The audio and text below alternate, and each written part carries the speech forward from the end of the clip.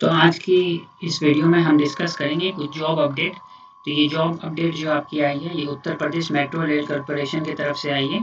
तो इसकी जो ऑनलाइन रजिस्ट्रेशन है वो स्टार्ट हो रही है 11/3/2021 से और 10 बजे से स्टार्ट हो जाएगी और जो ये एंड होगी 2/4/2021 को।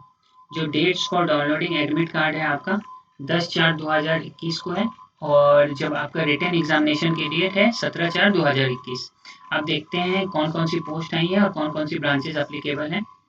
तो एग्जीक्यूटिव कैटेगरी की पोस्ट है ये E1, जो पोस्ट कोड है E1 है इसका। नेम ऑफ पोस्ट है असिस्टेंट मैनेजर ऑपरेशंस। जो ग्रेड जो सैलरी है आपकी 50,000 से लेकर 1,60,000 तक। जो नंबर ऑफ वैकेंसीज आई हैं इंक्लूडिंग रिजर्व कैटेगरी वो है 6। और कौन इसमें डिफरेंट जो डिस्ट्रीब्यूशन है कैटेगरी का वो आप देख सकते हो कि UR की 4 है, OBC की 1, SC की 1 और वुमेन की 1। और जो मिनिमम एजुकेशन क्वालिफिकेशन है आपकी BE BTech इलेक्ट्रिकल और इलेक्ट्रॉनिक्स। BE BTech होना चाहिए इलेक्ट्रिकल में, इलेक्ट्रॉनिक्स में, इलेक्ट्रॉनिक्स एंड कम्युनिकेशन में। और 60% मार्क्स होने चाहिए आपके UR, अगर आप UR से बिलोंग करते हैं या OBC से बिलोंग करते हैं। और 50% मार्क्स होने चाहिए अगर आप SC से बिलोंग करते हैं। एज कितनी होनी चाहिए आपकी 21 टू 28 ईयर्स के बीच होनी चाहिए। और जो मेडिकल स्टैंडर्ड्स भी इसमें फुलफिल करने हैं वो है एग्जीक्यूटिव टेक्निकल के, ठीक है।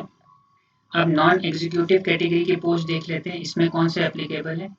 तो जो नॉन एग्जीक्यूटिव कैटेगरी है वो डिफरेंट, उसका पोस्ट कोड है आपका NE01। ठीक, नेम ऑफ जो पोस्ट है ये आपकी station controller cum train operator. जो ग्रेड है इसमें जो आपकी सैलरी है वो 33,000 से लेकर 67,300 तक।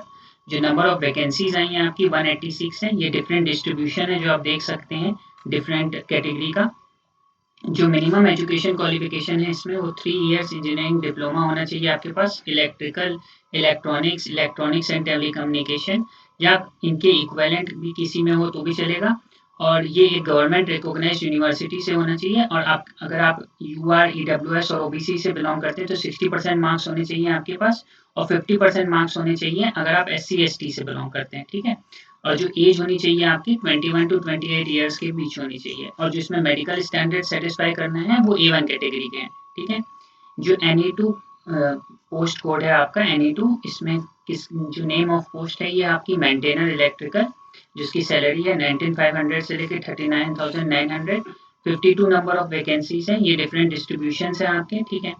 और जो मिनिमम एजुकेशन क्वालिफिकेशन होनी चाहिए इसमें ITI होना चाहिए इलेक्ट्रिशियन ट्रेड, इन इलेक्ट्रिशियन ट्रेड। और मिनिमम 60% मार्क्स होने चाहिए आपके अगर आप बिलोंग करते हैं UR EWS और OBC में।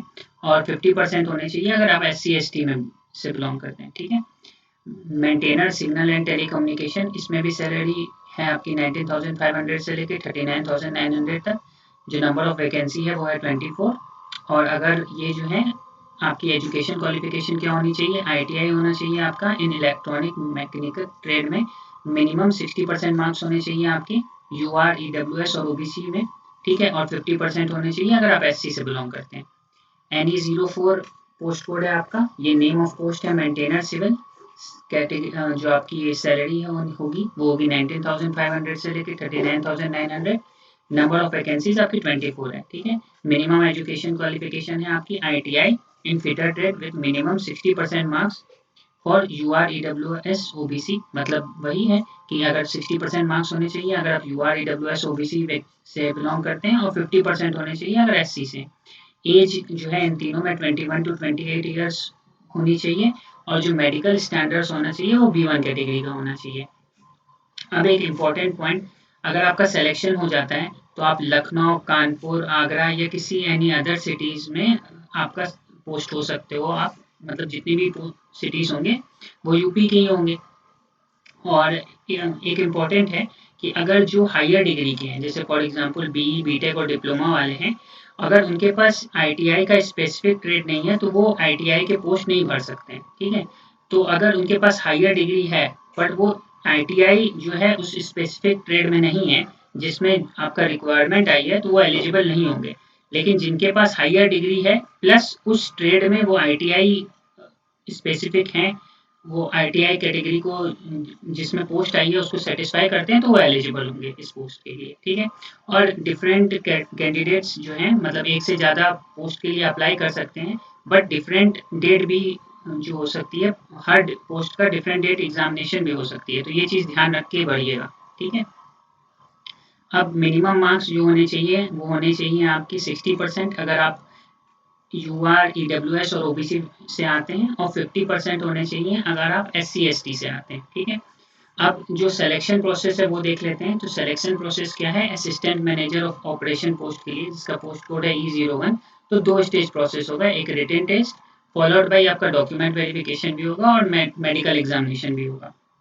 मेडिकल एग्जामिनेशन जैसे जो एग्जीक्यूटिव कैटेगरी को बिलोंग करते हैं उनका एग्जीक्यूटिव कैटेगरी वाला मेडिकल एग्जामिनेशन होगा, ठीक है। Station controller cum train operator NE01 post code है इसका। तो जो इसका सिलेक्शन मेथोडोलॉजी है वो है कि 3 स्टेज प्रोसेस होगा, ये रिटन टेस्ट भी होगा, एक साइको एप्टीट्यूड भी होगा, और डॉक्यूमेंट वेरिफिकेशन और मेडिकल एग्जामिनेशन भी होगा। और जो इसमें मेडिकल एग्जामिनेशन की कैटेगरी है वो A1 कैटेगरी होगी। जो मेंटेनर की पोस्ट के लिए है, जो जिनका पोस्ट कोड NE2, NE3 और NE4 है, जो सिलेक्शन मेथोडोलॉजी होगी इनकी, वो 2 स्टेज प्रोसेस होगी, रिटन टेस्ट होगा फॉलोड बाय आपका डॉक्यूमेंट वेरिफिकेशन और मेडिकल एग्जामिनेशन B1 कैटेगरी का, ठीक है। तो ये आपके हो गया सिलेक्शन प्रोसेस, ठीक है। अब हम देखते हैं आपका कि रिटन टेस्ट में कैसा होगा या कितने क्वेश्चंस आएंगे। तो CBT होगा, मतलब कंप्यूटर बेस्ड टेस्ट होगा, उसमें क्या क्या आएगा आपका, English language, journal awareness, logical ability, quantitative aptitude, ये सब आएगा। तो 140 क्वेश्चन आएंगे E1, अगर आप किस पोस्ट कोड से आते हैं, E1 और NE1 के लिए, ठीक है। और ईच जितने क्वेश्चन होंगे सब इक्वल मार्क्स के होंगे। 100 क्वेश्चन आएंगे अगर आप पोस्ट कोड बिलोंग करते हैं NE2 से लेके NE4, और इसमें भी हर क्वेश्चन इक्वल मार्क्स का होगा। नेगेटिव मार्किंग होगी और 1/3 मार्क्स डिडक्ट किए जाएंगे, और 2 आवर्स की ये एग्जामिनेशन होगी, ठीक है। और जो एग्जामिनेशन सेंटर्स है वो देख लेते हैं। तो जो एग्जामिनेशन सेंटर्स हैं वो जितनी भी यूपी की मेजर सिटीज़ है वहाँ पे पड़े हैं, जैसे लखनऊ हो गया, कानपुर, आगरा, और डिफरेंट सिटीज़ और हैं, जैसे ग्रेटर नोएडा हो गया, गाजियाबाद हो गया, अलीगढ़ हो गया, ये सारी सिटीज़ में पढ़ सकते हैं, ठीक है। पर ध्यान रखिएगा इसमें, क्योंकि अगर आप एक से ज़्यादा पोस्ट के लिए अप्लाई करते हैं तो आपका डिफरेंट डेट पे एग्जामिनेशन होगा, डिफरेंट सिटीज़ में हो सकता है, तो वो चीज़ ध्यान रख के फॉर्म भरिएगा आप अपना, ठीक है। बाकी एक और इम्पोर्टेंट पॉइंट है इसमें कि 2 साल की आपकी ट्रेनिंग होगी और उसका कॉस्ट भी लगेगा। तो जो पोस्ट कोड्स हैं आपके E1 का है, और इसमें कॉस्ट ऑफ ट्रेनिंग है 94,400, NE1 है उसका है 41,300, NE2 से NE4 के बीच 23,600, ये 2 साल की ट्रेनिंग का आपका कॉस्ट है।